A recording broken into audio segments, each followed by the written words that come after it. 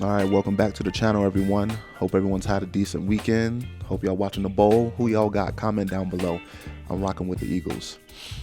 So there's been a conversation surrounding masculinity, femininity, and gender roles. The idea that both men and women should adhere to some kind of specific duty based on cultural conditioning and social norms.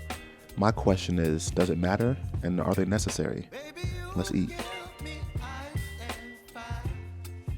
Okay, so let's talk gender roles. For me, I hold the position of complementarian.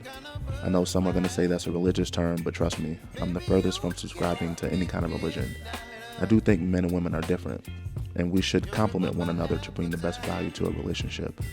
I don't want a woman who's completely incapable of taking care of herself, and all she does is sits and attempts to look pretty. Similar to what I imagine women don't want a man who just plays video games and can't do anything around the house. I think there's a conversation that needs to be had when it comes to the dynamic of a relationship and how each person sees it functioning. Again, I do believe each person should hold a responsibility that complements value to one another. Listen, if I'm cooking and she grabs the dishes, or hell, we can just do it both together, right? If she's at work and I have a day off, I can throw the clothes on the laundry and I can get dinner started. I like cooking, just in general. I like trying new recipes. Hell, if we're out and about and we're grabbing cocktails and she wants to pay for the tab to show her appreciation, be my guest. I'm not going to tell you any different. All of these things could be done together or separately, which brings me to my next point. These so-called gender roles, if you're an adult, weren't you doing them before you had someone enter your life? Alright, so to the fellas, we're just going to go right into it. You can't tell me you have a woman on call ready to pull up and cook a nice meal for you. That's cap.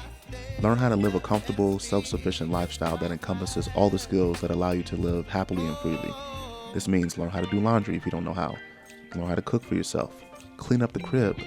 Some of y'all are bums. What did TK Kirkland say? Who raised you? Right? And that's not even an excuse. Even with an absent parental figure, you can't tell me that as an adult you are choosing to neglect learning certain skills to sustain an average lifestyle, at the very least, right? Do better. No one is coming to save you, and you need to represent yourself better as a man and as an adult. The ladies aren't coming to your crib with a mattress with no frame or box spring, and all you have is one piece of furniture out in the living room somewhere, and got Coca-Cola cans and Hennessy bottles laying around. Just thinking about that as I'm reciting it is cringe as hell. It's tacky, fellas.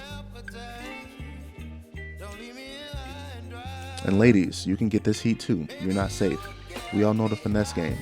You want to look cute, lead a man on, make him feel like he's going to get boxed, and then make his ass pay for drinks, dinner, a movie, whatever the case is. We're not doing that anymore. When you go out with your homegirls, there's no man to save you, and you're coming out of pocket, right? There's nothing sexy about a woman who thinks that all she has to do is look cute and not be able to take care of herself outside of makeup and some kind of hairdo she found on Instagram. That's going to be a hard pass for me. And a lot of other men, well, at least the ones who have standards. Clean up the hair that you have clogging at the tub, and the hair that makes the sink look like a St. Bernard took a quick bath. You need to behave as if you want to be hitched. Can you cook, or are you always going out to eat? Like damn, even if you are cooking, what's wrong with adjusting the portion size for an extra person?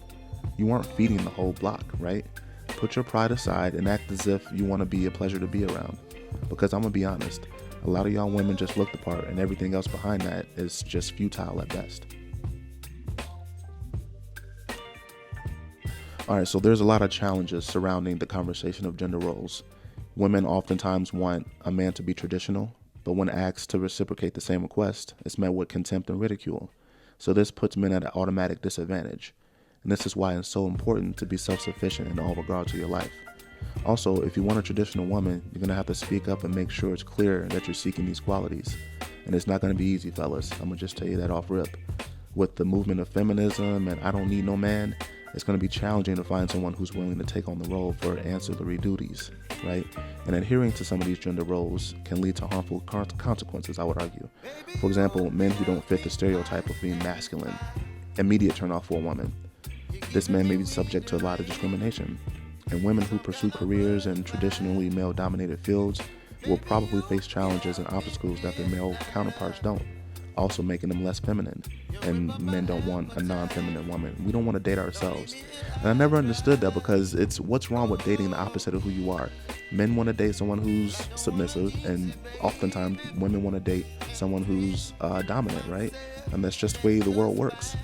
But again, this is where the collaboration should be introduced and discussed. Alright, so let's talk about the alternative. It's really straightforward and simple. Work together. Delineate certain duties both you can agree upon while still complementing each other's lives. It could be as small as having dinner ready if she's coming home late from work. Ladies, it can be as simple as paying the tab when y'all go out for drinks to show your appreciation. Let's stop acting as if our positions are static and you can't compromise and make adjustments. That's when relationships start to crumble. Lack of communication, compromise, and commitment. A lot of y'all are making this more difficult than it should be. If it makes sense for you to do it the traditional way and it works better for your relationship to function, then do it that way. If it doesn't, be out and find a partner that's willing to compromise on duties that you both agreed upon. Both of you should be willing to learn new skills that complement the relationship overall and not divide it. So in conclusion, gender roles are not always necessary. They should be based on what makes your relationship function to the best of its ability. Embrace diversity and individuality. Create a system where each person plays to their strengths instead of competing with one another.